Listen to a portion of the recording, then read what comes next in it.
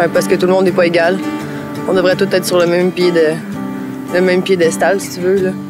Je pense qu'à la base, l'être humain est méchant. Puis c'est vraiment un objectif de vie d'à tous les jours combattre ce mal-là, puis d'essayer d'atteindre le bien vraiment, puis de faire le bien autour de soi. Parce qu'il n'y a pas assez d'amour, il y a trop de haine puis de rancune. I think everyone has their own decisions in life. Everyone makes their own decisions. God really wants us here to be happy and to make the correct decisions, but we can only control our own decisions. Oh, peut-être parce que les gens veulent vivre sans Seigneur, ils veulent vivre, tu sais, leur... Il n'y a pas assez de prières pour moi, là, tu sais. On peut pas avoir tout ça. On a toutes sortes de monde pour faire un monde. Puis c'est sûr que du mal, il y en a un peu partout, mais c'est sûr que si on voit tout le temps le bon côté de la médaille, il y a aussi beaucoup de bien dans le monde.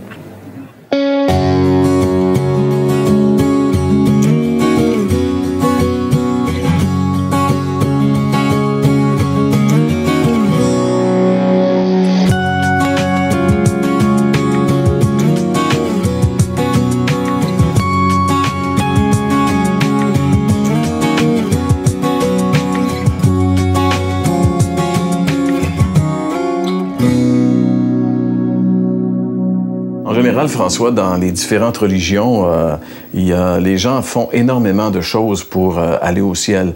On pourrait parler, par exemple, de l'islam. C'est une religion qui devient de plus en plus populaire dans le monde, et même ici au Québec.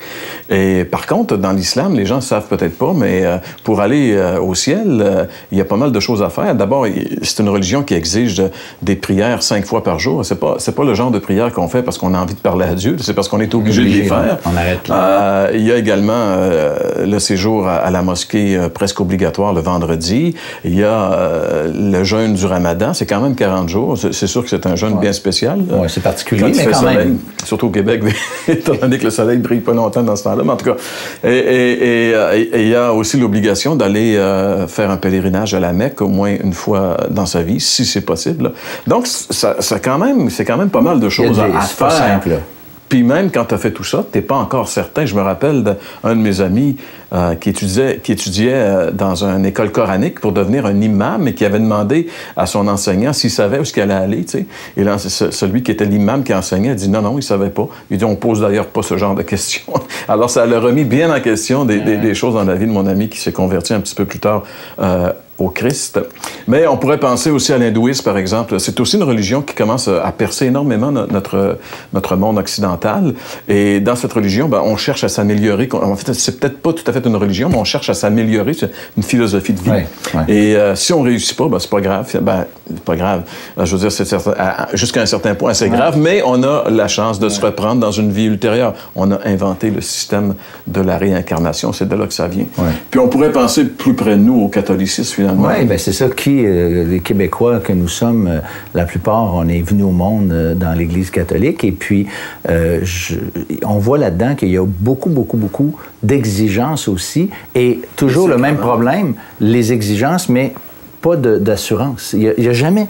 La religion, en général, ne nous présente jamais, nous donne jamais d'assurance et de certitude. Puis on dirait que pour les gens religieux, plus c'est compliqué, plus c'est attirant. Tu sais, dans le sens qu'ils cherchent une religion qui fait souffrir un petit peu. C'est le monde de la religion, mais pourtant, pour aller au ciel, la Bible révèle que c'est si simple. Si vous voulez savoir comment faire, demeurez avec nous. C'est ce dont on parle aujourd'hui à l'heure de la bonne nouvelle.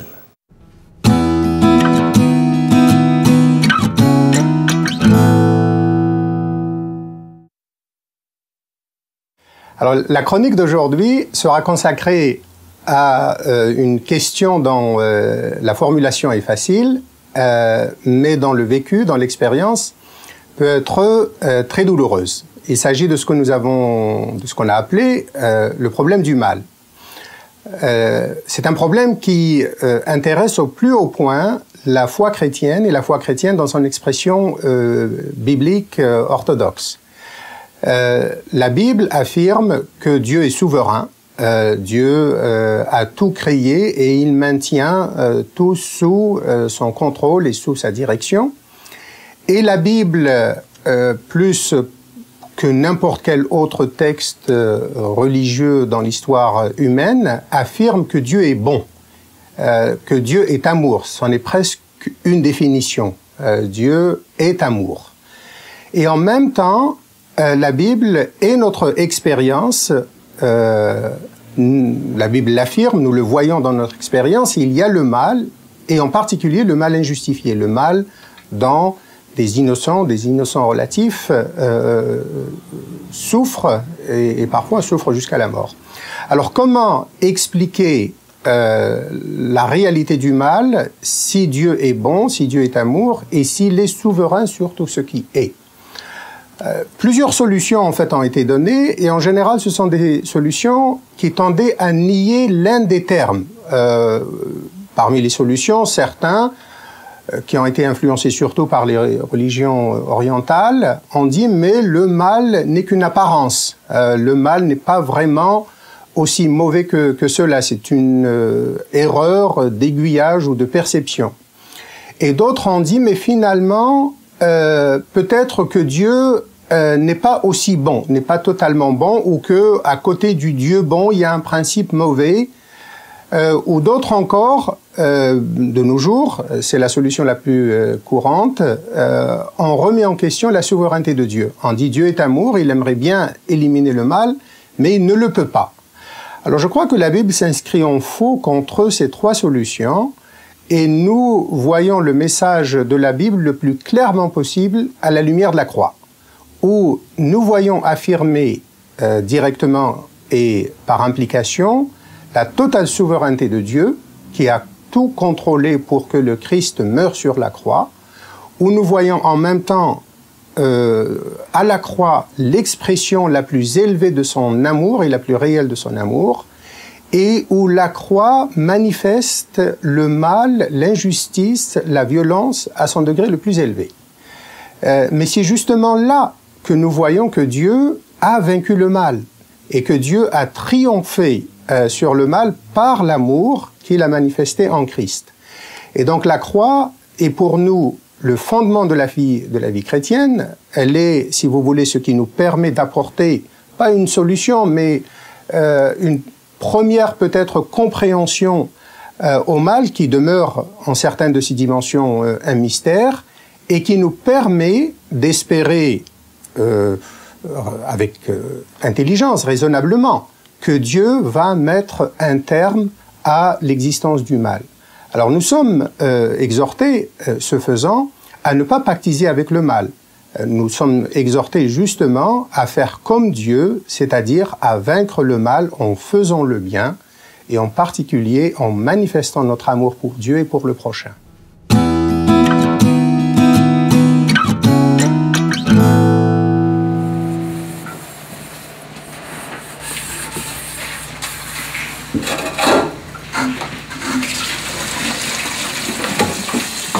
Donc moi, je suis née dans une famille de 5 enfants, une famille de religion catholique. Mes parents nous emmenaient à l'église tous les dimanches matins. J'ai pu faire mon catéchisme, j'ai fait du scoutisme également, puis été dans une pastorale. Ce qui m'intéressait d'aller à l'église, c'était les valeurs de partage, fidélité, d'amour. Mais je me suis rendu compte à l'adolescence que j'aimais ces valeurs, mais je ne croyais pas dans le Dieu dont il me parlait. Donc j'ai décidé de tout arrêter, puis de vivre ma vie pour moi, de vivre libre, et puis de ne plus retourner dans les églises. Et je fais des voyages, j'ai fait différentes expériences qui m'ont menée jusqu'à l'île de la Réunion, donc entre Madagascar et l'île Maurice. Et puis là-bas, j'avais beau être dans les plus beaux paysages du monde, ma recherche de bonheur n'était pas comblée, je n'avais pas de paix dans mon cœur. Jusqu'au jour où j'ai croisé 2 jeunes filles de mon âge, donc dans la vingtaine, qui m'ont accosté et qui m'ont parlé d'un reportage, d'un diaporama qui avait lieu l'après-midi et qui allait parler sur la liberté. Alors moi, j'ai été interpellée, le mot « liberté » me parlait et le fait de rencontrer d'autres jeunes m'intéressait. Donc je suis allée à cette rencontre Et puis là, j'ai rencontré une dizaine de jeunes de mon âge, mais qui m'ont parlé de leur relation personnelle avec Jésus-Christ, leur relation personnelle avec Dieu. Donc là, ça m'a interpellée. Et puis, un verset pendant le diaporama m'a également parlé, c'était dans l'Évangile de Jean, chapitre 8, verset 32. C'est la vérité, vous connaîtrez la vérité et la vérité vous rendra libre. Donc encore des mots qui m'interpellaient. Par la suite, pendant une semaine, j'ai pas pu dormir et puis j'ai fini par décider de suivre des études bibliques, savoir quel était ce Dieu avec lequel ils avaient une relation, quel était ce Dieu dont ils me parlaient avec les mots vérité, liberté. Et un mois après, j'ai décidé de donner mon cœur au Dieu de la Bible parce que je comprenais qu'il avait donné son Fils Jésus-Christ pour moi, pour ma vie, pour me sauver de cette vie égoïste, sans but ni vraiment sens. Donc j'ai décidé de lui donner mon cœur et ma vie et j'ai décidé de le suivre. Donc en lisant la Bible, continuant d'apprendre à le connaître et en continuant de vivre pour lui. Donc je suis restée encore 2 ans à l'île de la Réunion et je suis partie dans une école biblique pour apprendre à mieux connaître la Bible et Dieu, Jésus-Christ. Et je me suis mariée avec un Québécois, donc nous sommes revenus au Québec et maintenant j'ai 3 filles. Et puis mon but dans la vie, c'est de mettre en pratique ces valeurs que j'aimais, que la Bible nous demande de vivre, tels l'amour, la liberté, la vérité, la fidélité, le partage. Et ce, non plus avec mes propres forces, puisque je n'en étais pas capable, mais avec les forces qu'il me donne chaque jour.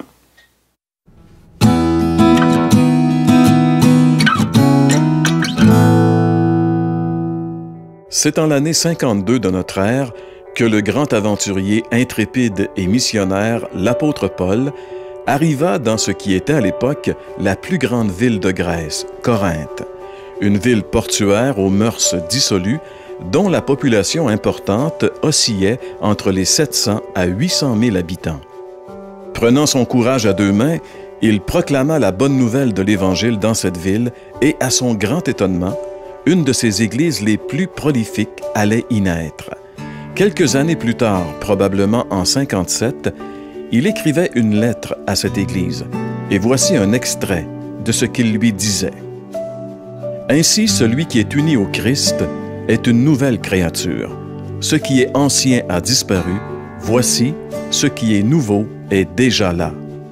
Tout cela est l'œuvre de Dieu qui nous a réconciliés avec lui par le Christ et qui nous a confié le ministère de la réconciliation.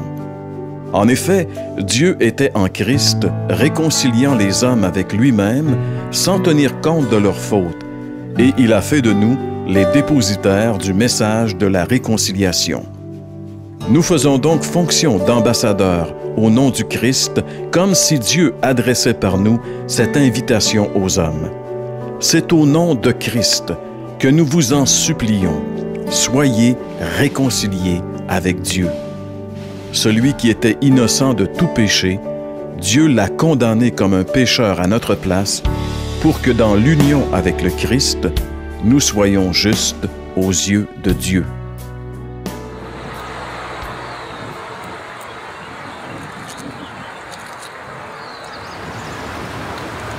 Si je vous posais la question, résumez-moi en quelques mots l'essentiel de votre foi, de votre croyance, ou encore plus précis, de votre religion, ou de la religion dans laquelle vous êtes né. Un des amis à moi aime beaucoup parler aux gens et leur pose la question, par exemple, si comme 98% des Québécois, vous êtes catholique, eh bien lui, quand il s'adresse à quelqu'un de catholique, dit « Comment on fait pour devenir catholique? » Et là, généralement, les gens sont surpris, puis honnêtement, ils ne sont pas vraiment capables de répondre. Puis ils disent « Je ne le sais pas. C'est une bonne question. » Eh bien, honnêtement, je pense qu'on a de la misère à synthétiser ce en quoi nous croyons ou à résumer simplement la religion dans laquelle nous sommes, peut-être que nous pratiquons intensément ou peut-être pas, mais peu importe, c'est pas simple, c'est souvent plus compliqué qu'autrement. Et j'aimerais, moi, vous encourager à prendre un papier, un crayon, et à établir clairement ce que vous croyez. Et si vous faites l'exercice, vous allez probablement vous apercevoir qu'il y a certaines incohérences là-dedans. C'est en tout cas ce que moi je constate lorsque je discute avec des personnes. Mais moi, je voudrais vous dire aujourd'hui que l'Évangile, c'est simple, c'est pas compliqué du tout. Et je vais le faire à l'aide d'une histoire de l'Ancien Testament qu'on retrouve dans la Bible qui date de plusieurs siècles avant Jésus-Christ. Et il s'agit d'un certain Naaman qui était un Syrien et qui était un homme qui avait très bien réussi dans la vie puisqu'il était même chef de l'armée syrienne, général de l'armée. Donc, quelqu'un qui avait réussi, mais il y avait, le gars, un méchant problème. Il était lépreux. Et à cette époque-là, la maladie de la lèpre était une maladie épouvantable et, entre autres, incurable. Et il y avait dans sa communauté une jeune fille qui venait, elle, du pays d'Israël, donc des Juifs, là où il y avait un prophète. Et la petite fille, elle dit simplement à sa maîtresse que si Naaman, son maître, allait voir le prophète en Israël, il pourrait le guérir de sa lèpre. Et lorsque Naaman a entendu ce message d'espérance, il est parti le plus vite possible, a fait le voyage pour aller rencontrer le prophète. Mais là, terrible déception. Savez-vous qu'est-ce qui est arrivé? Le prophète n'est même pas sorti de chez lui. Il a envoyé quelqu'un lui dire « T'as un qu'à aller te baigner 7 fois dans le Jourdain. » 7 fois dans le Jourdain. Là, Naaman a mal réagi. Il était fâché noir parce que le Jourdain, c'est pas une grande rivière. Peut-être que c'est pas correct de le comparer à ce ruisseau qui est derrière moi, mais lui, il s'est dit en lui-même, en fait, il l'a dit tout simplement, écoute, chez nous en Syrie, là, il y a des fleuves beaucoup plus importants que ça, et ça aurait été très facile de me baigner chez nous 7 fois. Je suis venu ici pour rien. Il était fâché, c'était ça sa façon de réagir. Et parce qu'il était un homme important, il était habitué au traitement VIP sans doute, et puis il s'attendait, Naaman, à cause du prophète, avait des attentes. Il pensait que le prophète allait sortir, il pensait que le prophète allait faire des gestes et des rituels, faire peut-être certaines formules, des prières quelconques, et puis là, boum, d'une façon spectaculaire, il serait guéri. Mais c'est pas du tout ça qu'il y a eu comme message. Va te baigner 7 fois dans le Jourdain, puis c'est même pas le prophète qui sort. Imaginez l'insulte. Mais là, il est tellement fâché qu'il voulait s'en aller. Mais là, il y a un homme qui était avec lui, un serviteur. Il a dit, écoute, Naaman, j'aimerais te dire quelque chose. Il dit, si le prophète t'avait demandé quelque chose de compliqué, est-ce que tu l'aurais fait? Il dit, maintenant, il te demande quelque chose de tellement simple. Pourquoi t'entêtes-tu à ne pas vouloir le faire sous prétexte que c'est trop simple? Et là, Naaman, ouais, c'est bon. Il a décidé d'aller, et là, bien sûr, selon la parole du prophète, malgré la simplicité du message, il a été guéri. En ce qui concerne nous, aujourd'hui, la lèpre est une figure du péché. C'est quelque chose de sérieux dans nos vies qui nous empêche de bien fonctionner. La preuve, c'est que qui d'entre nous n'a jamais eu à lutter avec des habitudes, des choses desquelles on est conscient que c'est comme pas correct et que ça détruit nos vies. On pense à l'alcool, la drogue ou toutes sortes de choses semblables. Et malgré tout, on essaie de se réformer, on essaie de faire des choses pour être mieux, mais ça marche pas. Et c'est un peu comme la lèpre, c'est incurable, c'est une maladie beaucoup plus profonde que simplement vouloir réformer nos vies. Et le Seigneur Jésus a très bien exprimé et expliqué cette réalité-là en parlant du péché. Et je lis dans l'Évangile de Marc au chapitre 7, et à partir du verset 21, ça dit « C'est du cœur de l'homme que sortent les mauvaises pensées, les adultères, les débauches, les meurtres, les vols. » Voyez-vous, c'est du cœur de l'homme. Le problème n'est pas de réformer l'extérieur, mais bel et bien de réformer l'intérieur. C'est de par l'intérieur que Dieu veut changer quelque chose. Et il est capable de le faire. Et il y a pas de... Il y a un jour quelqu'un qui est venu à Jésus puis il a dit, c'est quoi le plus grand commandement? C'est quoi le résumé de la loi? C'est quoi le résumé des commandements de Dieu? Et Jésus, il a dit, tu aimeras le Seigneur ton Dieu de tout ton cœur, de toute ton âme, de toute ta pensée, de toute ta force, et ton prochain comme toi-même. Et de cette façon-là, Jésus a démontré clairement que ni vous ni moi sommes capables d'atteindre des standards de Dieu, parce que moi, là, je ne suis pas capable d'aimer Dieu de tout mon cœur. Je ne suis pas capable d'aimer Dieu de toute mon âme, de toute ma pensée. Si, dans certains moments où on est en adoration devant Dieu, on peut le faire peut-être pour quelques minutes, mais je ne peux pas dire que je le fais chaque jour de ma vie et encore moins que je le fais tout au long de la journée, que ça, c'est la caractéristique de ma vie. Et ce seul et unique commandement qui résume toute la loi nous condamne chacun d'entre nous et nous fait la démonstration qu'on n'est pas capable d'atteindre les standards de Dieu. Mais heureusement, Naaman, lui, a accepté volontiers cet état de choses et lorsqu'il a entendu un message d'espérance, il est parti immédiatement et est allé en Israël pour faire la rencontre du prophète. Et je vous pose la question aujourd'hui. En ce qui concerne le fait que nous sommes pécheurs, est-ce que vous êtes capable de l'admettre d'une façon vraie et sincère devant un Dieu 3 fois saint? Et je parle beaucoup plus ici que d'admettre qu'on est pécheur, comme tout le monde, d'admettre qu'on n'est pas parfait. Ça, c'est presque une excuse. C'est pas ce genre d'aveu-là que Dieu a besoin. On a besoin d'admettre qu'on est pécheur parce que si Naaman n'avait pas admis qu'il était lépreux, jamais il aurait été jusqu'au pays d'Israël pour rencontrer le prophète. Donc, sa conscience de sa maladie a fait en sorte qu'il a posé un geste et c'est ce que moi, je vous invite aujourd'hui à faire pour pouvoir être guéri, c'est-à-dire transformé par la puissance de l'Évangile. Et l'Évangile, en relation avec la lèpre, c'est un message qui n'est pas plus compliqué que de guérir la lèpre pour Naaman. Et si Naaman a été choqué de par le message, moi je vous dis aujourd'hui que l'Évangile est tellement pas compliqué, est tellement quelque chose de simple, que en quelque part c'est presque choquant. Et je relis ici le verset qui a été lu au tout début. « Celui qui était innocent de tout péché, Dieu l'a condamné comme pécheur à notre place. » C'est un verset extrêmement difficile, mais en réalité, ce texte nous parle de la croix. Là où Jésus, 2000 ans passés, a subi rien de moins que le jugement de Dieu. Le texte dit bien comme pécheur. C'est comme si Jésus était devenu celui qui avait commis les péchés du monde entier et que le jugement de Dieu finalement tombait sur lui comme s'il était lui-même coupable de tous les péchés du monde.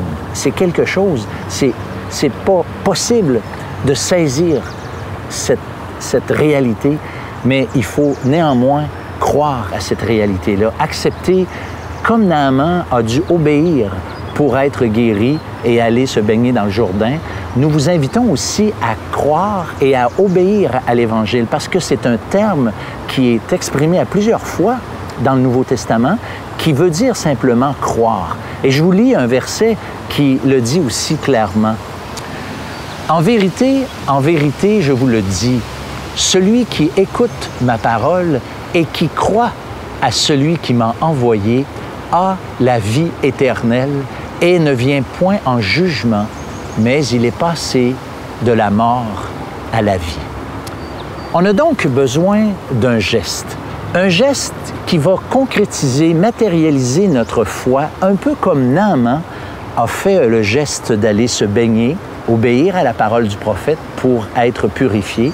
Nous aussi, on doit faire un geste. Et ce geste-là, par exemple, peut être une prière dans laquelle on exprime clairement à Dieu notre état par rapport à ce Dieu 3 fois saint. Oui, je suis pécheur, autant que Naaman était lépreux. Et ça, c'est important.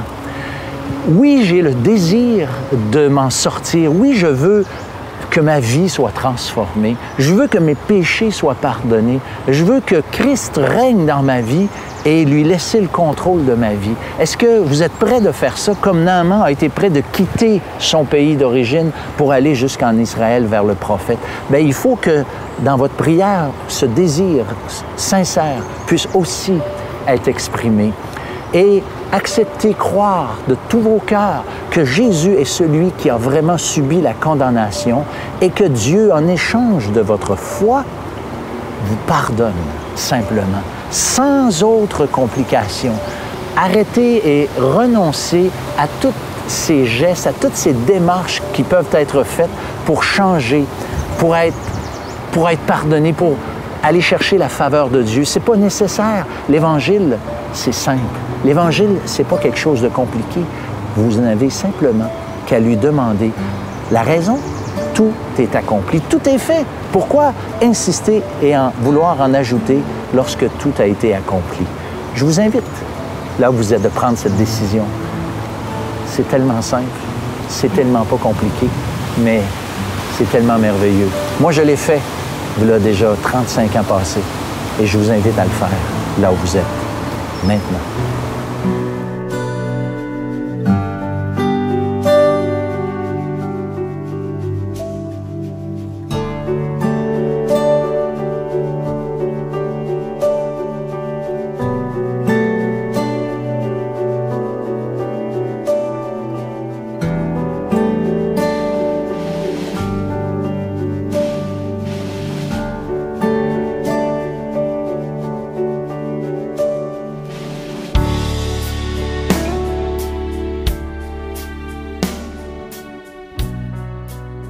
Oui, c'est vrai. C'est si simple d'être réconcilié avec Dieu, Jean-Pierre. Et justement, François, il y a à la fin des évangiles, quand Jésus a été crucifié, il y a une histoire qui nous révèle cette simplicité. En réalité, c'est le cas de ce bandit, ce larron, qui était crucifié aux côtés de Jésus. Et on ne sait pas pourquoi, mais à un moment donné, il a vraiment reconnu que Jésus était le Sauveur qui avait été annoncé. C'est un Juif. Il y avait un arrière-plan, donc, qui avait été à la synagogue. Il savait que le Messie devait venir. Il a reconnu sur la croix qu'il était le Messie. Il s'est tourné. La seule chose qui pouvait tourner encore, c'était sa tête. Il était cloué sur la croix. Il s'est tourné vers Jésus et lui a dit « Souviens-toi de moi quand tu viendras dans ton règne. » Et Jésus lui a répondu sur le coup « Aujourd'hui, tu seras avec moi dans le paradis. » C'est ça, la réconciliation. C'est aussi simple que ça. Se tourner vers le Seigneur Jésus-Christ, croire qu'il est le Sauveur, mon Sauveur, ton Sauveur, et se confier entièrement et totalement en lui. Si vous le faites, vous allez être réconcilié avec lui. Comme Jésus a dit à ce bandit, « Aujourd'hui, tu seras avec moi dans le paradis », vous allez avoir la certitude que le jour où vous allez mourir, vous allez être avec le Seigneur pour l'éternité. C'est ça, être réconcilié avec Dieu.